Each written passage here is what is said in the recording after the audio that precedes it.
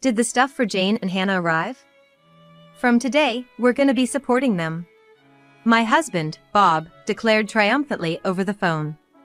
I was at a loss for words due to Bob's sudden declaration. It seemed like Bob only had Jane and Hannah on his mind.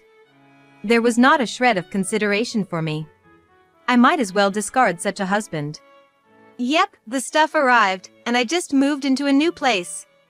I responded in a deliberately cheerful tone. Huh? A new place? Bob muttered and then was stunned. My name is Caroline Smith. I just turned 50 this year. I work in sales at a major company. Although there are constant complaints and troubles from clients, the job is rewarding and enjoyable. I have many clients who have been good to me since back in the day. Working hard on weekdays means I tend to chill at home on weekends. My only family is my husband, Bob. We don't have children. My parents passed away quite a while ago. My parents-in-law live nearby, but we're not that close. We have a casual relationship. Bob loves dining out, often taking his sister Jane along for many of his outings. Jane's daughter, Hannah, always joins them. In the early stages of our marriage, I did complain to Bob. Because he always prioritized Jane and her daughter over me. However, those feelings gradually faded. Why? I want to repay them for the struggles I caused during my student days. After learning of Bob's sincere feelings, I understood. In reality, my in-laws are impoverished. They live in a small, run-down apartment. It's incredibly cramped. Ever since my father-in-law failed in his business ventures, they've lived this way. Still, amidst it all, Bob diligently pursued his studies.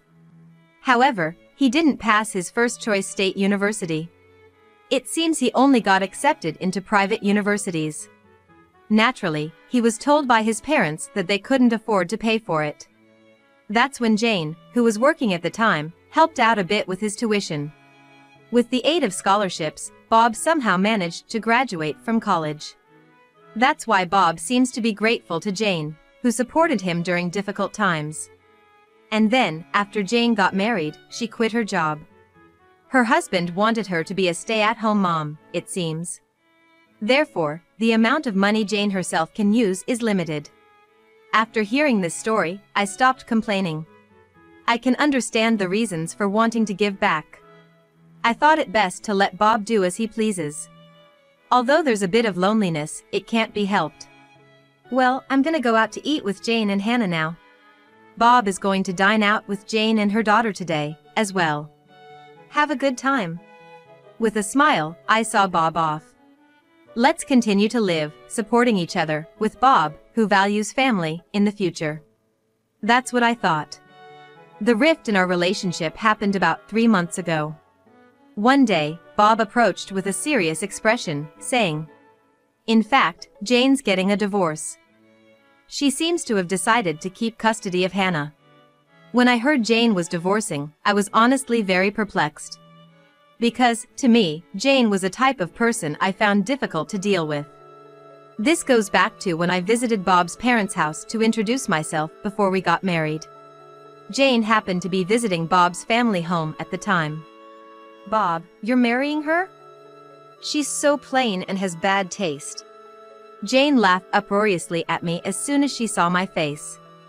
Bob and his parents didn't say a word. Everyone just acted like they didn't notice.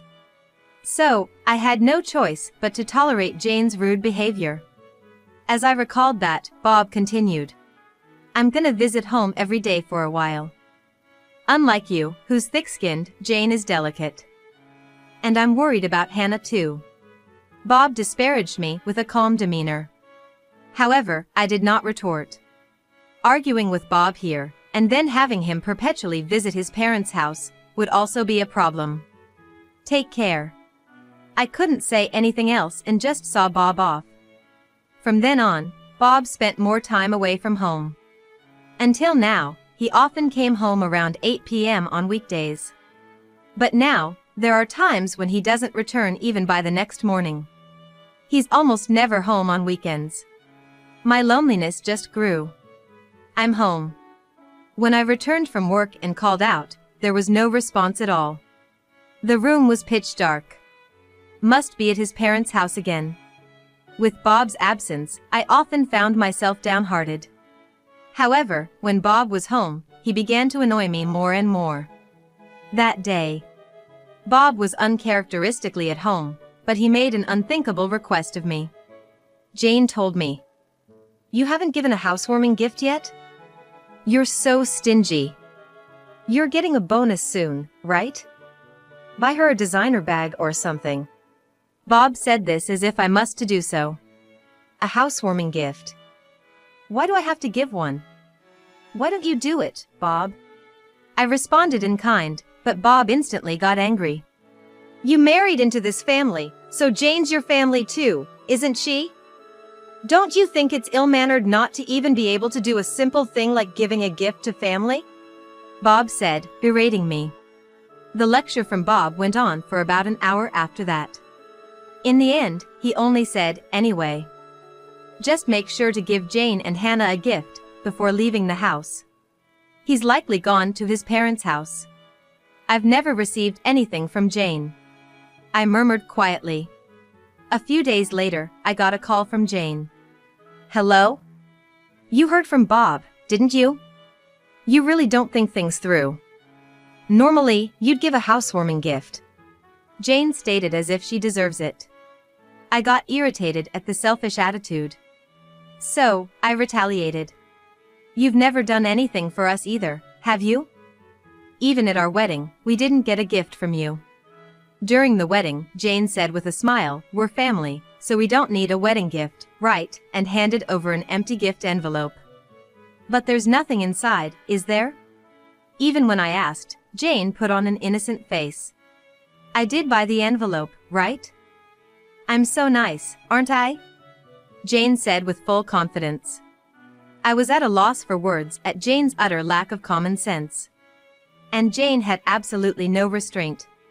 She heartily ate the wedding meal and drank several drinks outside of the course. Even when I handed Jane the catalog gift for the guests, she complained, aren't there any no-shows? If there were, I could take home several. Caroline, you really don't think things through. That was the outcome, with her complaining like that. Remembering all that, Jane replied with a scoff. You're my brother's wife. I don't need to give you anything, do I? You're the lowest in our family hierarchy. Rather, it's only natural for you to honor me.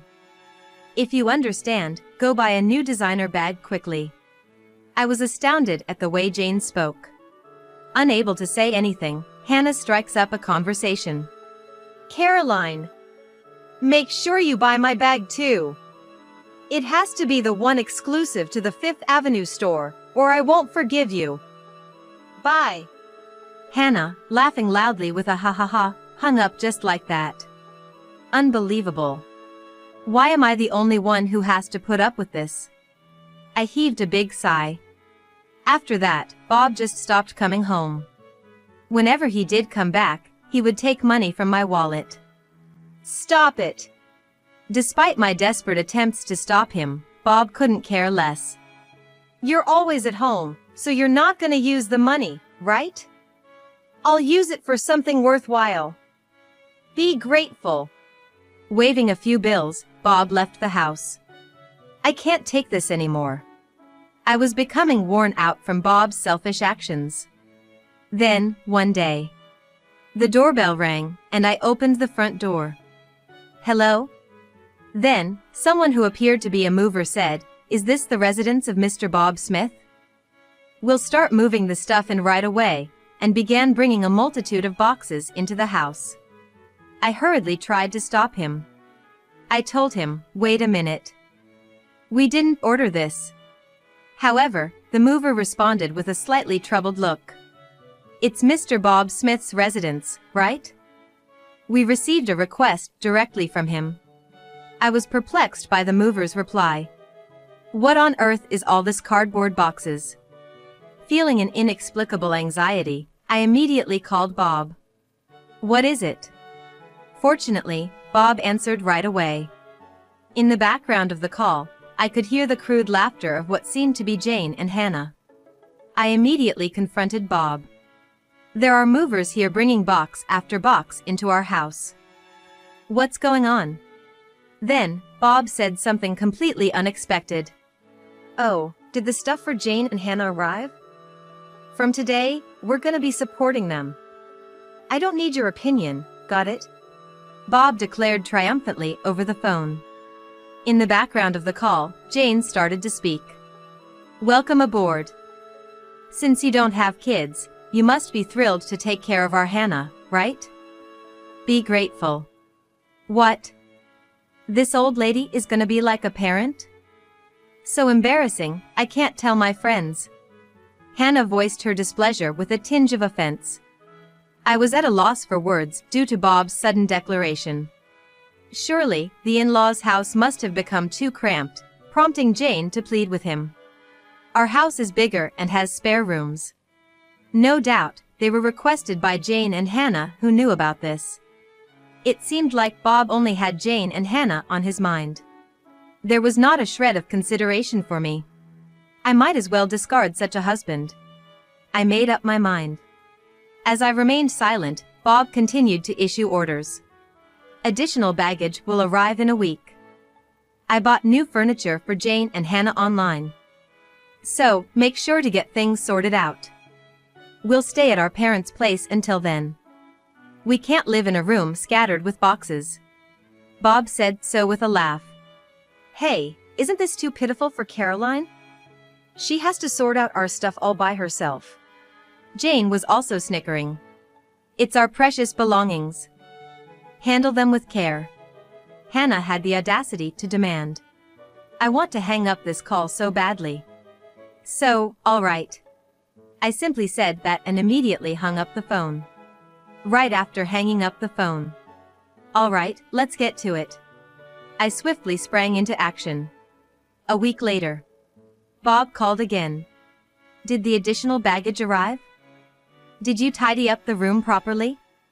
Bob probably wants to know the current state of the house. He seemed somewhat anxious, unable to calm down. So, I smiled sweetly. Yep, the stuff arrived, and I just moved into a new place. I responded in a deliberately cheerful tone. Huh? A new place? Bob muttered and then was stunned. In fact, on the day Jane and Hannah's belongings first arrived, I promptly sprung into action. I immediately headed to a local real estate agent and directly negotiated, find me a place to live, now. Initially, they declined, saying it was impossible. Most places require renovations before moving in, or have handover procedures, which means you can't move in on the same day. But after checking with several agents, I was introduced to a place. It was a women-only shared housing. It came with automatic locks, providing a safe environment for women to live in. The bathroom, toilet, and kitchen are shared, and electricity and gas are already set up. Therefore, they could be used from the first day of moving in. A cleaning service comes regularly, so it seems like a well-thought-out housing. And because it furnished, minimal luggage would not be a problem. According to the real estate agent, there was just one room available. I'd like to see the room right away. I immediately requested of the agent. They took me to view it straight away. And just by taking one look inside the room, I decided, I'll take it. When I shared this story, Bob was visibly shaken, even over the phone. Moving out on your own is utterly unreasonable, isn't it? We're a married couple. Apologize to me right now and come home. Bob scolded me. Jane, perhaps shaken, hysterically asked, what's happening with our room? Hannah too yelled angrily, don't mess with us, old hag. When I didn't rebuttal, Bob said as if he thought of something clever. Do you think it's okay to do such a selfish thing? If we get divorced, you'll be the one in trouble, you know? That's right. With your age and looks, you won't find another suitor in the future, right? You're just a plain old lady. Your future's looking pretty bleak, how pitiful. Serves you right, Jane said, sounding rather pleased. In the background over the phone, Hannah was laughing and saying, the old lady's done for. At that moment, Bob said, sounding smug. If you apologize to us sincerely from now on, I'll forgive you. Unlike you, we're kind, after all. He snorted through his nose, laughing. In the background of the call, Jane and Hannah were shouting in agreement. So I gave them a piece of my mind. Actually, Bob should be the one apologizing, don't you think? I know about the affair you're having. What? Bob was visibly shaken. The truth is, Bob has been cheating for over 3 months now. The other woman is a colleague from his workplace. How did you find out? I thought I'd been utterly discreet. Bob asked, his voice trembling with fear. He must have been so sure he wouldn't get caught. So, it wasn't surprising he reacted that way. Being the kind-hearted person that I am, I decided to tell him. I hired a private investigator just in case. Because you've hardly been home, right? I thought maybe you were cheating. Good thing I trusted my instincts. And since Bob stayed silent, I just kept on going. I was shocked when the PI got back to me. They finished the investigation in 3 days. You were seeing her every day, huh? Those meals out with Jane and Hannah were only on your days off, it seems. They said they got plenty of pictures too. I said, laughing. According to the PI's findings, Bob had been gallivanting around with his mistress every day after work. The money he'd likely been taking from my wallet must have been for her. Bob and his mistress were often close together, making it easy for the PI to get good pictures. I'm gonna divorce you, Bob, and I'll be demanding alimony. And of course, from your colleague, the mistress, as well. Expect a certified letter at your office. I said, smirking to Bob. After receiving the PI's results, I headed straight to a law firm. Having conclusive evidence, even the lawyers seemed rather taken aback. How dare you? Bob spat out, clearly irate. When the certified letter arrives at the company, even without opening it, they'll probably have a pretty good idea of what's going on. And it's not just going to Bob, but to his mistress at the same company. Surely everyone at the office will find out about their affair. Hey! Bob, are you okay? The situation has taken a dark turn, and Jane sounded anxious. Jane must have been planning to have Bob and me take care of life's chores for her, intending to lead a leisurely life as a NEET. Jane has a long history of being a housewife, and it's unlikely she can start working now. Bob is the only one to rely on, and it can't be helped, I guess. Bob, what are you gonna do? I haven't worked a day since graduating from high school, and there's no way I'm doing a part-time job now. Hannah seemed slightly troubled as well. Even when Jane and Hannah blame him, Bob remains silent, unable to say anything. I delivered a further blow to Bob. Bob, you probably haven't saved any money, have you? It said in the investigation report that you've been generously spending on your mistress. Even bought her the new designer handbag. Maybe you're in debt, too? I dropped a bomb. What? Whether Bob is shaken up, he can't find the words. Ignoring him, Jane is yelling at him. What? You don't buy them for me, but why did you get them for your mistress? Are you kidding me? Plus, debt? How much do you owe? I hate you, Bob. Even though I begged so much, you never bought me anything. Hannah also scolds Bob in a high-pitched voice. On the other side of the phone, Jane and Hannah are noisily complaining. Caroline, I really am sorry. So, please, handle these two somehow. Bob pleaded with me in an exhausted voice. But I have no intention of forgiving Bob. Why don't you deal with it yourself? I'm not involved, and it's what you deserve. Better tell your mistress soon. If you dilly-dally, a certified mail will reach your company, you know?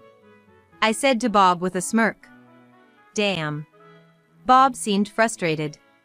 Ignoring such a Bob, I spoke. Well then, do your best. And please give me plenty of alimony. I hung up the phone right there. After hanging up, there were several calls from Bob, but I ignored them. Let Bob and Jane struggle as much as they want. I muttered quietly and set Bob's contact to block incoming calls. After that, my divorce with Bob was finalized. Initially, Bob resisted. Because there was dual income until now, Bob could afford to live even while he just messed around.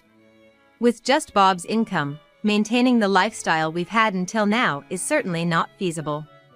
It seems like Bob understands that, which is why he doesn't want to divorce me. However, I have decisive evidence of Bob's infidelity.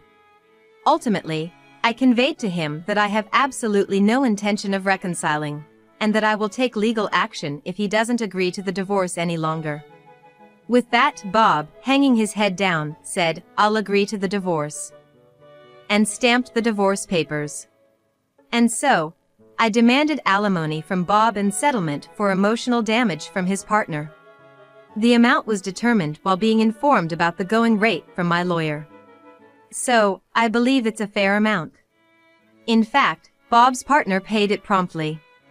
Apparently, she borrowed it from her parents after explaining the situation. However, it was a steep amount for Bob. Can it be reduced? Even though he said that numerous times, I ultimately rejected Bob's request. During the meeting with our lawyers at the law office, "How about I add on the money you stole from my wallet?" As I cheerfully asked that, Bob turned pale as a ghost. "That amount is fine." In the end, Bob, trembling, agreed. After that, both Bob and his partner resigned from their company. The reason was that their affair was exposed within the company. It seems that the delivery of a certified document brought attention to the relationship between the two. Even if the contents of the envelope were unknown, an envelope from a divorce law office tends to be pretty self-explanatory. One can generally guess what's inside. Eventually, Bob resigned because things got uncomfortable. Being the subject of juicy gossip around the office, perhaps he couldn't stand it. After leaving the company, Bob has been working in day labor via an agency. Due to his age, it seems he couldn't find another job right away. But payments won't wait. He has living expenses, plus there's the installment payments of alimony to me.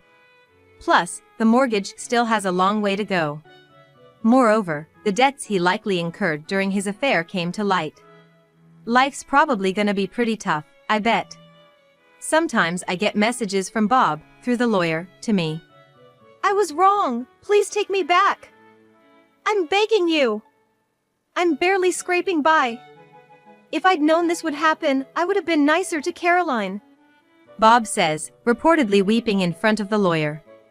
I think he's really backed into a corner, but it's too late now. And the situation for Jane and Hannah doesn't look good either. Currently, they are living with Bob. But since Bob has no money, their living situation seems dire. One day, I got a message from Jane on my cell. I had blocked Bob's number, but I hadn't blocked Jane's. Seems like that backfired. Wondering what she could possibly want now, I answered the call. "Hello?" And the moment I answered, Jane begged me. "Please, help us!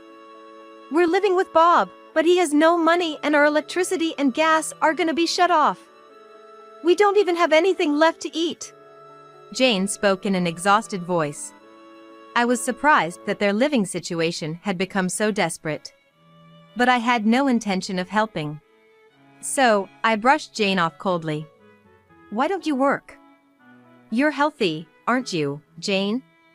You used to work back in the day, right?" Then, Hannah, presumably next to Jane, spoke up. "Caroline, isn't that harsh? You're working at a major company. You wrangled money out of Bob and his affair partner, so you must have some financial leeway, right? So, you have a duty to support Mom and me. If you tell us your address, we'll come there. Take care of us." Hannah apparently has no intention of working, even now. It's truly exasperating, considering she's still young. Biting back a sigh, I conveyed my stance. "Now that I'm divorced from Bob, I'm a complete stranger to you, Hannah. I have no intention of supporting you, and I don't want anything more to do with you. Don't call me again." As soon as I finished speaking, Hannah shouted, "Don't mess with me, you old hag. You should just quietly take care of us. Tell us your address right now. After that, they kept shrieking for quite a while. Their characters will likely never change for the rest of their lives. I have nothing to do with this anymore. Goodbye. With that, I hung up the phone. I immediately blocked Jane's number. I never want to deal with them again. In their current state, they will likely face more hardship. But it's their own laziness that brought this upon them. I think it's fine if they continue to suffer. A year later, I decided to move out of the shared housing. It's a bit sad to leave where I made friends. The reason I'm leaving this fun and lively place is because I decided to adopt a dog. I met the dog at an adoption event. A dog-loving friend invited me, and I went along. That's where I had a destiny-filled encounter. While other dogs were being friendly with various people, this dog was different. It stared at me intently. The moment our eyes met, I thought, this dog might need me. After that, I attended the adoption events many times and deepened my bond with him. After several visits, joyfully, I was allowed to adopt him. However, the shared housing don't allow pets. So, sadly, I had to move out. Now I live in a pet-friendly apartment. Dogs don't betray you, and it's so cute. Come here. When I call, he runs towards me joyfully. There will probably be various difficulties in the future. But I'm not alone anymore. I want to move forward, facing forward, supporting each other with this beloved dog.